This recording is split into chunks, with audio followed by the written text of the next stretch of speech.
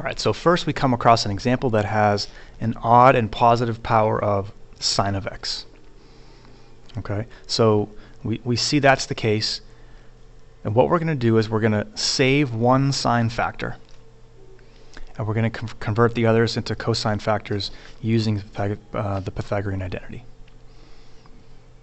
All right, and hopefully we'll see once we do that then we can use u substitution with u equal to cosine of x, because we're going to have some power of cosine of x at that point. We're going to have one sine of x left over, and that sine of x dx is kind of our du.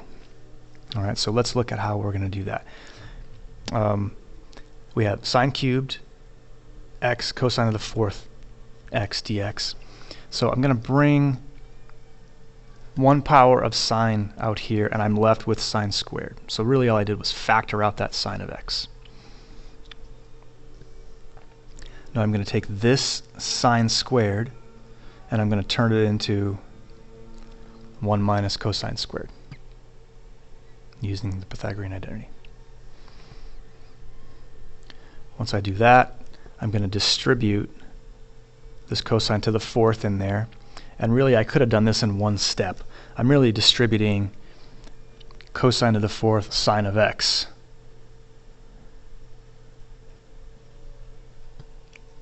Here and here. Right, I did it in two steps here, but I really could have done it in one step. So I'm taking this cosine to the fourth x sine of x and distributing it to the 1 and to the cosine squared. And so what I end up with is what I can consider now these two integrals: cosine to the fourth x sine of x minus cosine to the sixth. There should be an x here. I'm missing that in the notes there. So cosine to the sixth x sine of x. And now both of these are pretty easy u substitution problems that will result in just a cosine to the fifth x over 5 with a negative sign, and now a positive cosine to the seventh. Sorry about that. A positive cosine to the seventh over 7. And of course I have an indefinite integrals, so I'm going to get a plus c. All right, so in a very similar way, if I have an odd and positive power of cosine, I could do something very similar. Now this problem starts off looking more complicated and a little bit more intimidating, but the process is really the same. All right, so I'm going to factor out, I'm going to save one cosine factor, and I'm going to turn everything else into some power of sine. Right, so I've taken this now, I'm really kind of collecting up this cosine of x dx. I factored out the cosine. Now I have cosine squared. I can turn that cosine squared into 1 minus sine squared.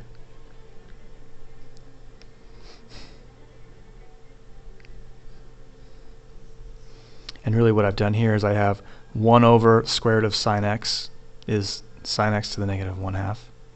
Minus, I have sine squared over basically sine to the 1/2. So I subtract those exponents, I get sine x to the 2/3.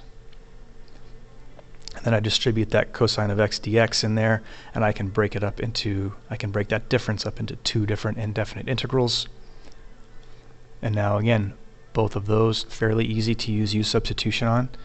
U equals sine of x, and du will give me my cosine of x dx, and the same thing here. U equals sine of x, du gives me my cosine of x dx, and I work through that u substitution process, and I can get the answer you see there. So obviously I've skipped over some of those u substitution steps, but I mean we've done that in the past, and you guys have a really good handle on that, so I'm pretty confident you can work through that on your own. All right. So again, we're trying to work through these problems in a way that allows us to then apply u substitution to them after using these trig identities to put them in forms where u substitution will work.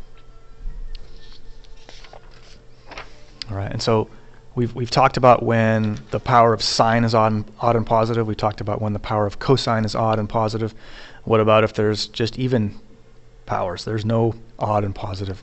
Well, if it's just even powers, then we're going to use the power reduction formula. You can see here, you might want to pause this and look at this for a few moments. But you can see here that I've just used the power reduction formula to reduce cosine to the fourth to what ends up giving me a cosine squared term. And then I use another power reduction formula sort of sequence to reduce that cosine squared to cosine. And then I have just a bunch of multiples of cosine to either 2x or 4x or maybe 8x. And then they become pretty easy to integrate from there.